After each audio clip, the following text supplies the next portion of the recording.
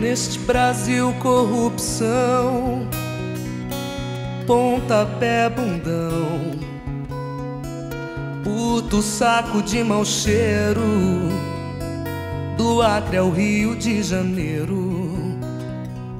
Neste país de manda-chuvas, cheio de mãos e luvas, tem sempre alguém se dando bem, de São Paulo a Belém.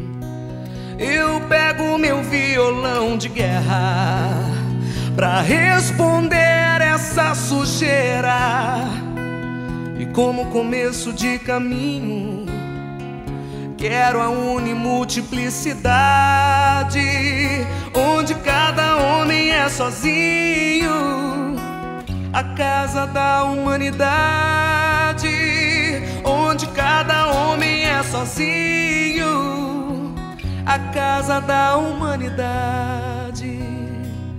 Não tenho nada na cabeça a não ser o céu, não tenho nada por sapato a não ser o passo. Neste país de pouca renda, senhoras costurando, pela injustiça vão rezando, da Bahia ao Espírito Santo. Brasília tem suas estradas, mas eu navego noutras águas, e como começo de caminho quero a unimultiplicidade, onde não adianta olhar pro céu com muita fé e pouca luta. Levanta aí que você tem muito protesto pra fazer e muita greve. Você pode, você deve, pode crer. Não adianta olhar pro chão, virar a cara pra não ver. Se liga aí que te botaram numa cruz. Só porque Jesus sofreu não quer dizer que você tenha que sofrer. Até quando você vai ficar usando rédea, rindo da própria tragédia? Até quando você vai ficar usando rédea, pobre, rico ou classe média? Até quando você vai levar cascudo mudo? Muda essa postura. Até quando você vai ficando mudo? Muda que o medo é um modo de fazer censura. Até quando você vai levando porrada, porrada? Até quando vai ficar sem fazer nada? Até quando você vai levando porrada, porrada? Até quando vai ser saco de pancada? Até quando você vai levando porrada, porrada? Até quando vai ficar sem fazer nada? Até quando você vai levando porrada, porrada? Até quando vai ser saco de pancada? Você tenta ser feliz, não vê que é deprimente. Seu filho sem escola, seu velho tá sem dente. Você tenta ser contente, não vê que é revoltante. Você tá sem emprego, sua filha tá gestante. Você se faz de surdo, não vê que é absurdo. Você que é inocente, foi preso em flagrante. É tudo flagrante, é tudo flagrante. Até quando você vai levando porrada, porrada? Até quando vai ficar sem fazer nada? Até quando você vai levando porrada, porrada? Até quando vai ser saco de pancada? Até quando você vai levando porrada, porrada? Até quando vai ficar sem fazer nada? Até quando você vai levando porrada, porrada? Até quando vai ser saco de pancada? A polícia matou um estudante, falou que era bandido, chamou de traficante. A justiça prendeu o pé rapado.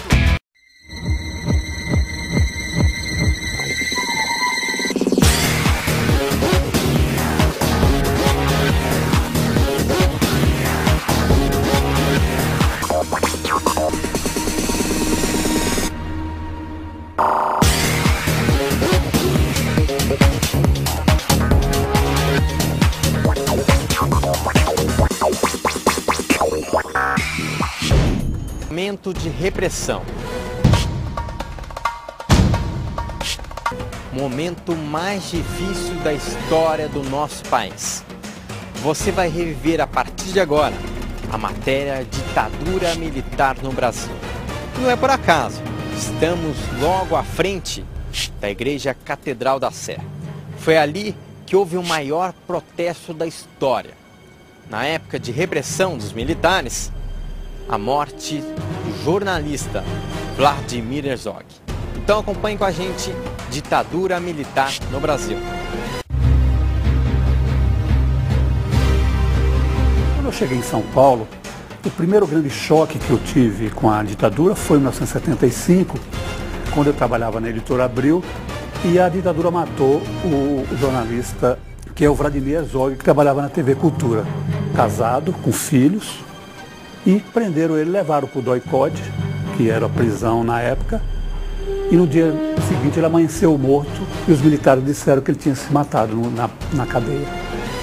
E era mentira, que depois foi provado que realmente os militares tinham matado ele. Então a minha grande participação foi nesse momento, porque teve a missa de sétimo dia na Sé. E a ditadura proibiu de chegar gente lá na igreja para assistir a missa. Eu me lembro que nós juntamos grandes turmas na Abril e saímos a pé. A gente trabalhava na Lapa e fomos a pé até a Praça da Sé para assistir essa missa. E conseguimos, mesmo com repressão, mesmo com soldados cercando a Praça da Sé, nós conseguimos assistir a missa.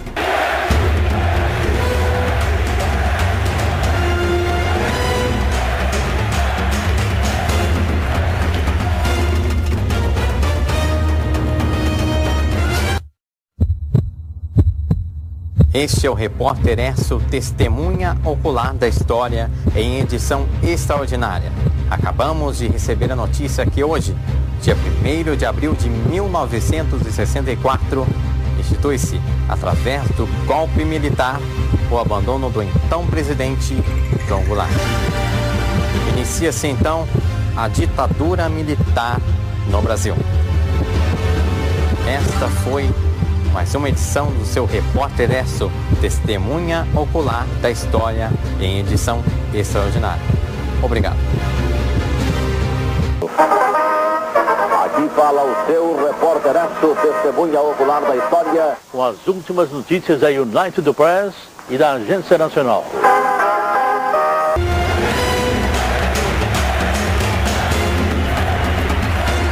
Há 41 anos após a ditadura militar, em pleno século XXI, estamos aqui com o jornalista e escritor Rony Walter Jatobá. Para a gente entender essa ditadura, nós teríamos que regredir um pouco no tempo e ir até 1930.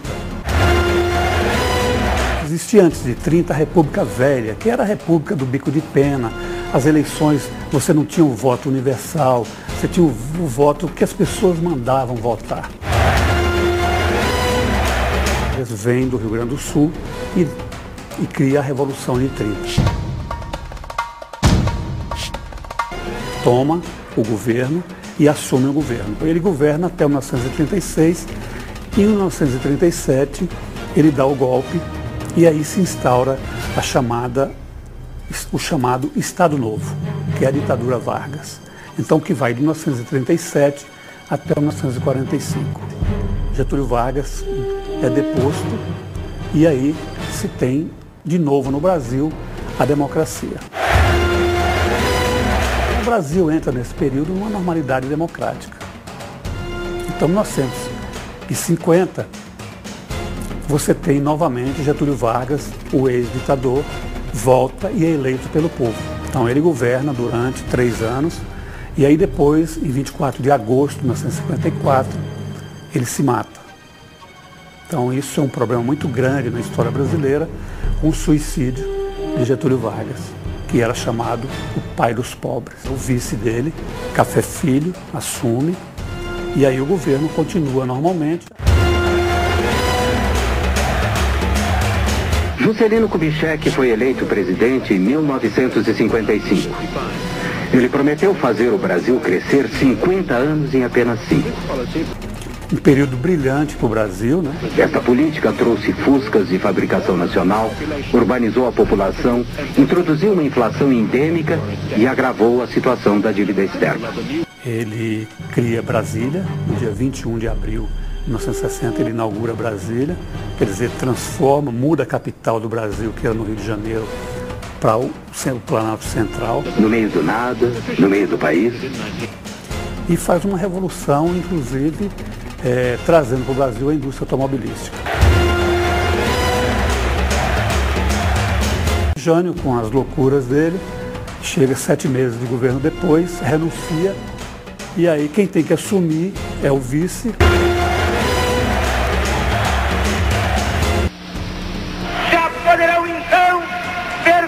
concretizada, embora em parte, a sua mais sentida e justa reivindicação. Em março de 1964, tendo como pano de fundo a insatisfação social, o presidente João Goulart anunciou algumas estatizações limitadas e uma tímida reforma agrária durante um comício público. Que não era bem visto pelos militares da época.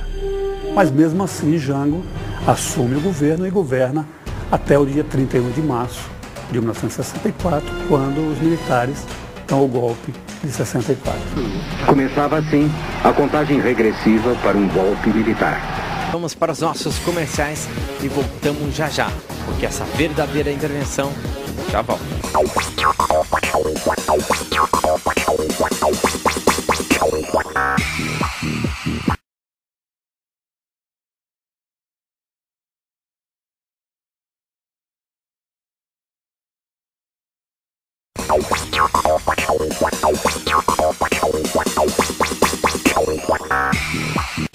Bom, estamos de volta com essa verdadeira intervenção.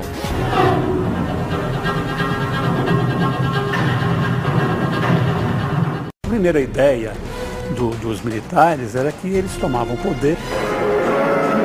No Nordeste, como em todo o Brasil, de norte a sul, a Revolução Democrática vence. Tirava o Jango e o país se normalizaria e depois, em 65, teríamos eleições novamente. E não foi isso que aconteceu.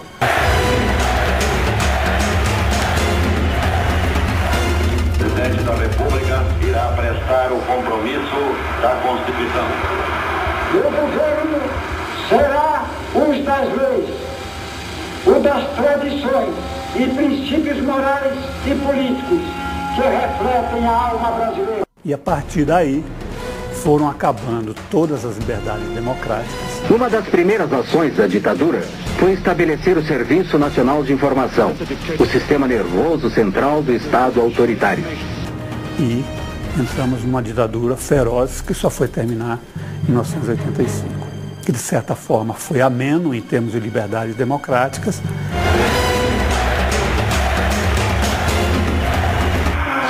11h20 na capital do país. O Brasil tem um novo presidente da República.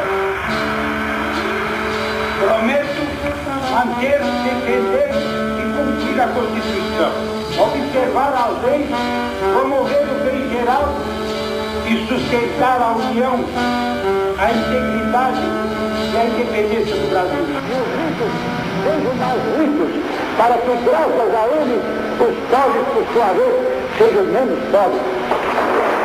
No período morre, antes de chegar ao término do governo dele, ele morre.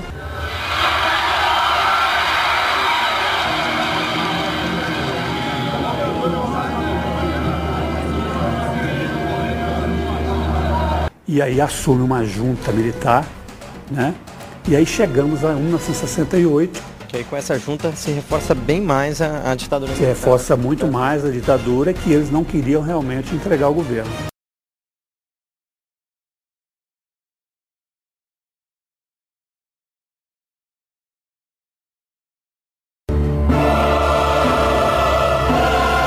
Muita gente tinha simpatia pelo regime militar, mas tinha uma visão equivocada, porque achava que era o regime militar que estava propiciando o pleno emprego, né? Uma situação de tranquilidade, calmaria, praticamente não havia violência, é verdade.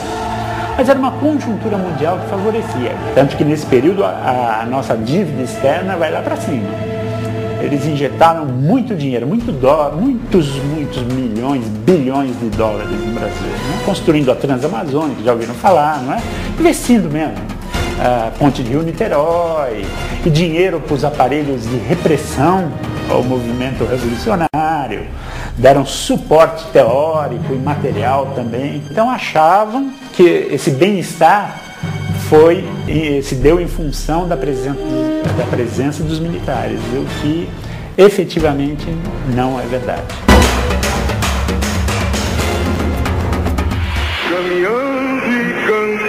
A resistência à ditadura militar chegou às ruas em 1968.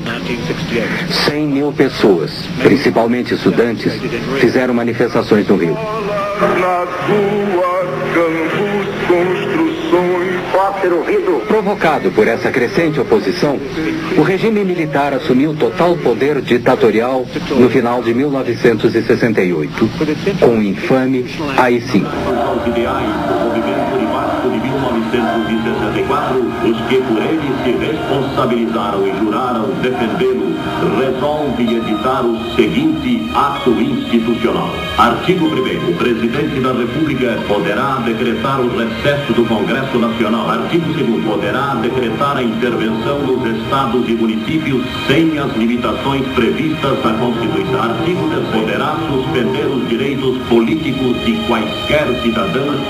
Ficam suspensas as garantias constitucionais. Na época da ditadura, foi estabelecido como principal legislação o Ato Institucional número 5 de 13 de dezembro de 68, que é o mais conhecido como AI-5, que diz: visamos dar ao país um regime que, atendendo às exigências de um sistema jurídico e político, assegurasse a autêntica ordem democrática, baseada na liberdade, no respeito à dignidade da pessoa humana. Você acha que isso realmente acontecia ou só ficou no papel? Cara, isso até é risível isso, dá pra dar risada até, né? Veja bem como a hipocrisia humana não tem limites. Em nome da liberdade, né, se instaurou no Brasil um regime violentíssimo, né, de supressão das liberdades, de golpe contra as liberdades democráticas. Se fala em nome da liberdade, né? Eu perguntaria, liberdade para quem? Isso é pra gente pensar. Democracia para quem?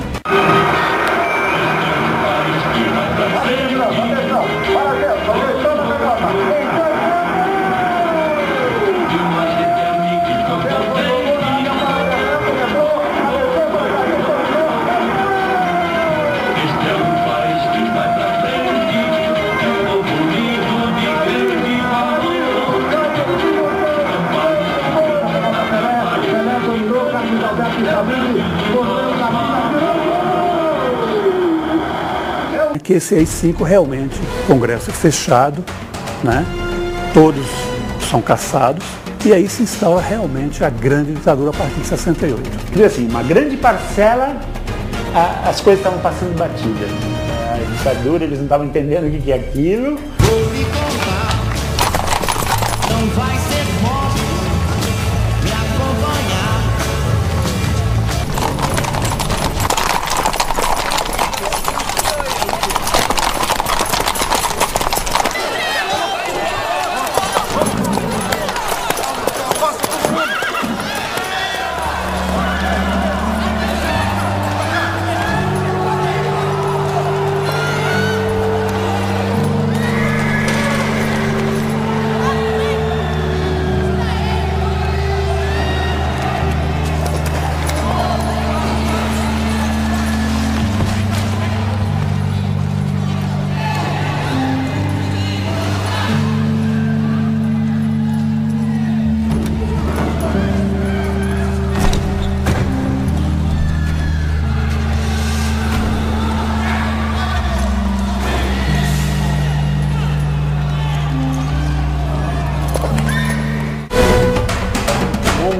Da história do Brasil, se articulam várias organizações contra o regime militar revolucionário.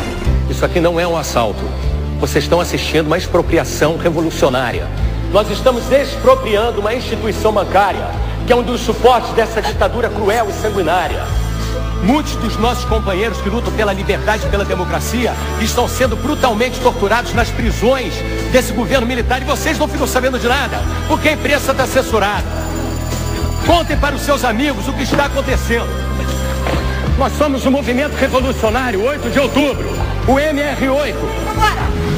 Qual a perspectiva? Combater a ditadura militar e instalar no país um regime socialista. Poucos guerrilheiros conseguiram resistir bravamente durante 3 anos, de 72 a 1975. Aí sim que depois de muitas incursões do exército brasileiro dentro da floresta, os guerrilheiros foram derrotados. Outro militar, outro general, que não era eleito pelo povo e que, felizmente, talvez para o Brasil, nós tivemos um momento até de grande crescimento econômico, né? Tivemos também a Copa de 1970.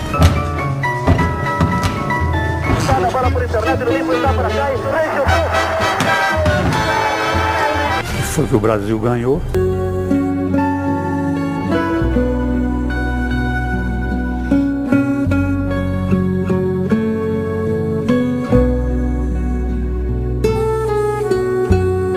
Nós tínhamos essa pequena euforia econômica e euforia no futebol, mas ao mesmo tempo tinha uma ditadura perseguindo todos os democratas, né, e as pessoas que falavam em acabar com a ditadura.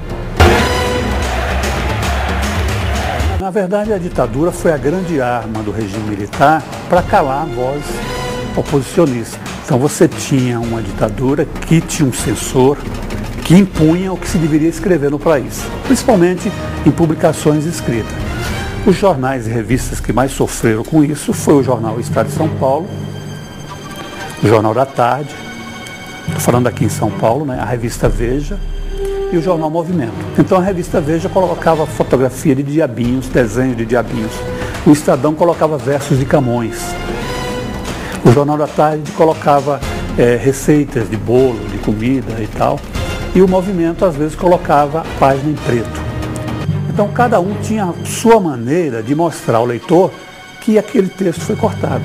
O cinema era um absurdo, né? Os filmes tinham que passar todos pela censura e tal. E, às vezes, ficava até engraçado, né? Tem filme que fica até risível de ver o filme naquela época com a censura, com tarjas pretas em cima das pessoas, né? Cortava o que o cara falava. Mas que mandava a Polícia Federal amanhã essa matéria para ver o que eles achavam. É terrível, né? Terrível, né? Uma mordaça, um cala-boca, uma camisa de força na sociedade. Os jornalistas tiveram um fator foram muito importantes na briga contra a ditadura. Entendeu? De lutar, de brigar e tentar, mesmo com a censura, dizer o que a população queria falar.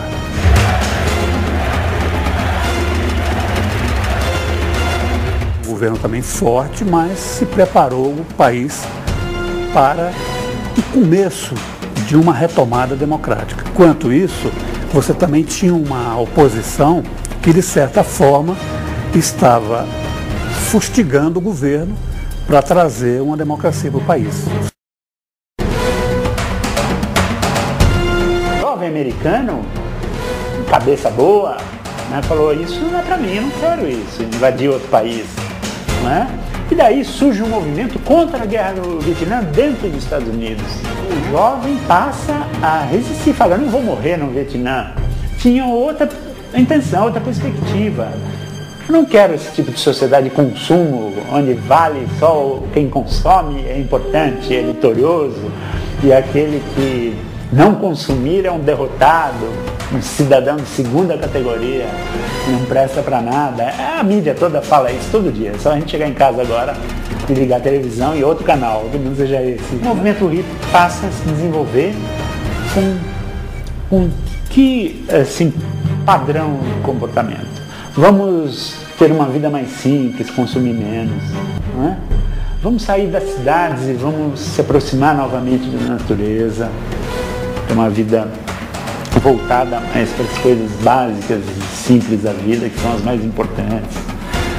Vamos ter um relacionamento fraterno, né? Baseado no afeto humano, né?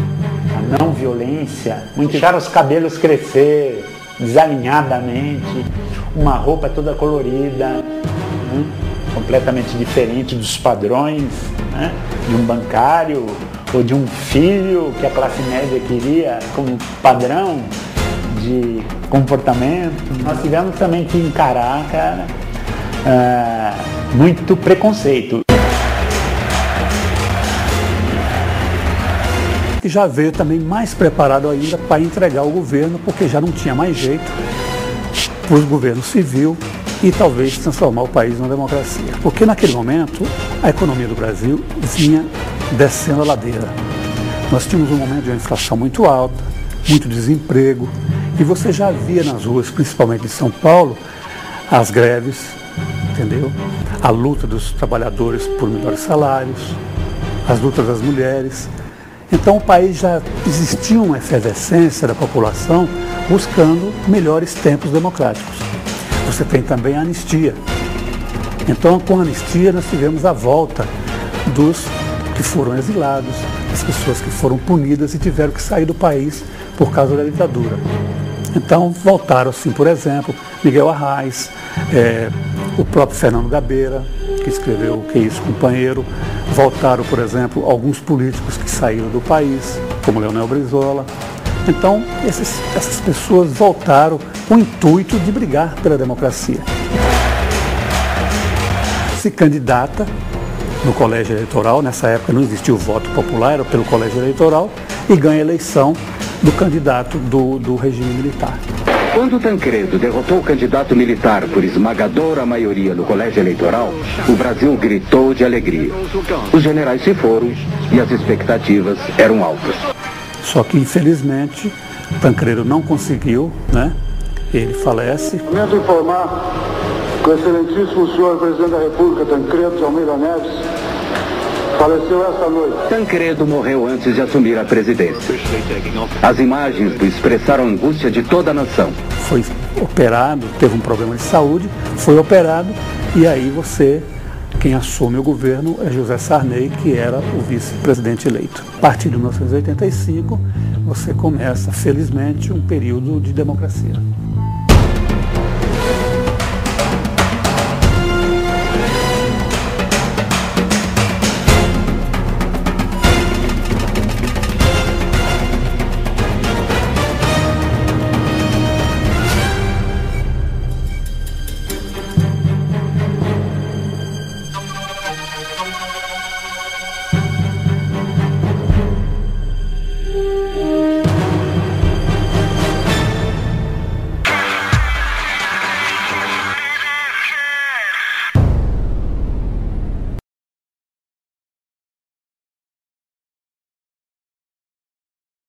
A invasão ao QG da corporação na última sexta-feira foi uma tentativa de transformar o lugar em ponto de resistência.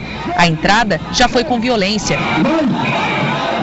Os manifestantes arrebentaram o portão do quartel e tomaram o pátio central. Na invasão, um coronel da PM ficou ferido. No meio da madrugada, o comandante da Polícia Militar ainda tentou negociar com os manifestantes, mas não houve acordo. No sábado de manhã, quase 12 horas depois do início da manifestação, os bombeiros continuavam no pátio. Foram ouvidas as primeiras explosões do lado de fora. Nesse momento, homens do BOPE entraram. 12 horas de tensão. O protesto dos bombeiros, que exigiam salários maiores, terminou em conflito e na prisão de mais de 400 militares. Nossa equipe acompanhou os momentos de resistência e registrou imagens exclusivas. A passeata pelo centro do Rio foi até o quartel central do Corpo de Bombeiros, no Campo de Santana. Os militares protestavam por melhores salários e condições de trabalho. E o que parecia o fim da manifestação era só o começo. Às 7h30 da noite, com os ânimos acirrados, os manifestantes arrombaram os portões e invadiram o quartel-general da corporação. Rapidamente, o pátio foi tomado. Além de bombeiros e guarda-vidas da capital e do interior do estado, havia mulheres e crianças. Soldados em serviço tentaram sair com os veículos e foram retirados à força. Carros de socorro e de combate a incêndio viraram barricadas contra a polícia. Enquanto isso, o governador Sérgio Cabral decretava a prisão dos manifestantes. A comida indicava que eles estavam preparados para ficar lá dentro. Lá fora, a presença ostensiva da polícia e o apoio de centenas de bombeiros. Deputados estaduais como Clarissa Garotinho, do PR, e Janira Rocha, do PSOL, também estiveram na manifestação. Homens do Batalhão de Choque e do BOPE, o Batalhão de Operações Especiais, cercavam o quartel. No meio da madrugada, o comandante-geral da PM, coronel Mário Sérgio Duarte, foi tentar convencer as pessoas a voltar para casa.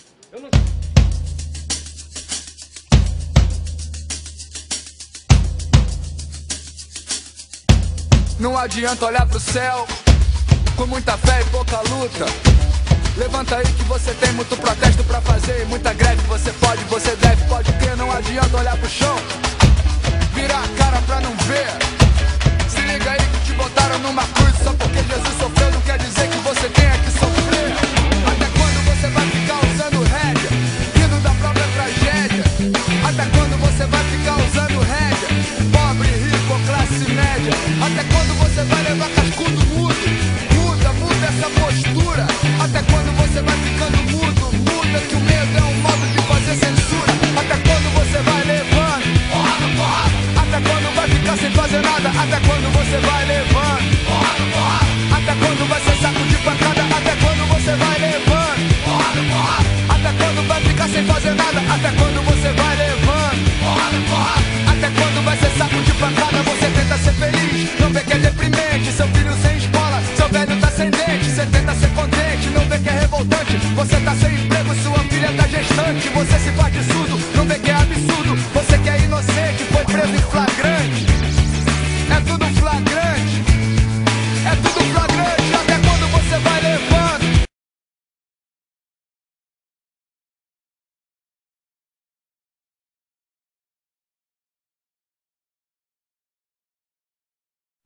Eu queria saber o que esse novo programa de crescimento vai trazer para o Brasil e para os brasileiros. Mais obras e investimentos para estimular a produção e gerar empregos. O governo federal lançou o programa de aceleração do crescimento, que vai destravar a economia aumentando o crédito e diminuindo a burocracia para as empresas. 503 bilhões de reais serão investidos de 2007 a 2010 em todo o Brasil, em todas as regiões. Os recursos já estão garantidos do início ao fim das obras. O PAC recupera e constrói estradas, ferrovias, portos e aeroportos para melhorar o escoamento da produção. Gasodutos, refinarias, hidrelétricas e usinas de bioenergia serão construídas respeitando o meio ambiente.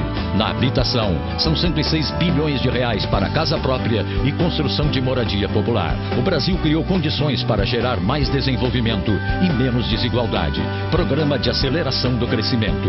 O governo federal investe para o Brasil crescer mais.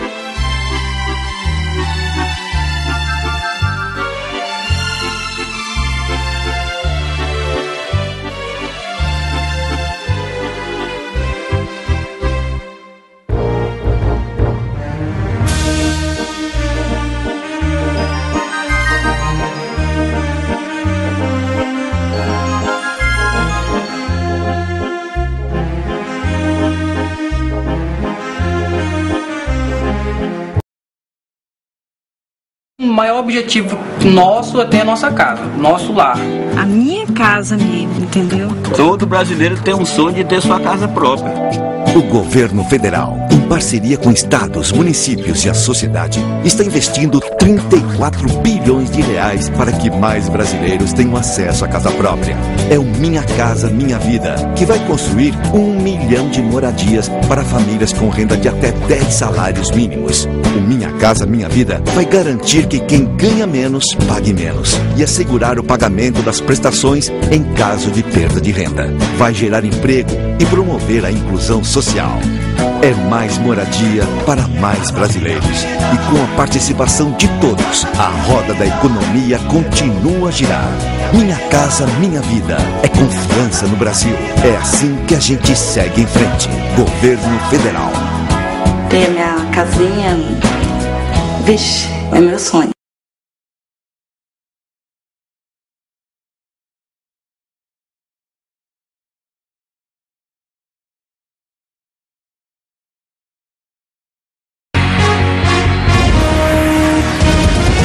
Mas agora vamos às outras notícias do Rio. Nossas equipes acompanharam de madrugada uma grande operação para reprimir os motoristas que insistem em beber e dirigir. Foi a maior operação lei seca já realizada até hoje. Veja na reportagem de Silvana Ramiro e Carlos Trinta. Uma grande operação foi montada na via que é recordista em acidentes no Rio. Policiais civis e militares, além de fiscais do Detran e guardas municipais, montaram bloqueios nas 4 pistas da Avenida Brasil. Centenas de motoristas foram parados. Muitos fizeram espontaneamente o teste do etilômetro, que mede o teor de álcool no sangue.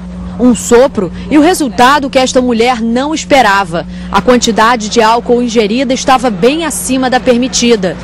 Nesse caso, ela foi criminal, ela passou do valor do limite e já está no valor criminal, que é o 0,41, entendeu? Se passasse de 0,30, já é criminal. Ela vai ser conduzida à delegacia agora. Não tinha nenhuma condição de dirigir? Não. E essa marcação que deu no bafômetro, ela deve ter bebido quanto? Mais ou menos uma quantidade bem alta, como umas 10 ou 20 cervejas, por aí assim. A motorista diz que bebeu pouco numa comemoração de amigos, depois do trabalho. É bom que é exemplo, né? Para não acontecer tantos acidentes. Depois disso, a senhora pensa em não beber mais? Nunca mais na minha vida. Eu não esperava por isso. Está arrependida? Muito, muito. Só assim que as pessoas tomam consciência do quanto é importante você não fazer o uso indiscriminado de bebida e depois pegar o volante. Segundo os organizadores da operação, 10% dos motoristas se recusam a fazer o teste do bafômetro. A lei garante esse direito ao cidadão. Mas quem se nega a realizar o exame, estando visivelmente alcoolizado, é multado em R$ 950, tem a carteira de habilitação apreendida e pode ser levado para a delegacia. Eles normalmente quando fazem a recusa é por isso, ok? Fica com medo de acusar o álcool. Isso. Pessoas que sofreram as consequências da violência no trânsito tentam chamar a atenção de quem dirige. A pessoa acaba perdendo a habilitação de bobeira, sabe que é lei, tem que ser cumprida e a pessoa simplesmente ignora. Como essa é uma operação que tem o caráter permanente, está nas ruas 7 dias por semana e 365 dias por ano, eu tenho a convicção que nós vamos, mês a mês, tendo uma melhora significativa na conscientização que as pessoas, se beberem, não vão dirigir. E agora há pouco foi divulgado o balanço da operação. De 1.069 motoristas abordados, 115 carteiras foram recolhidas, 34 por embriaguez. 82 carros foram rebocados.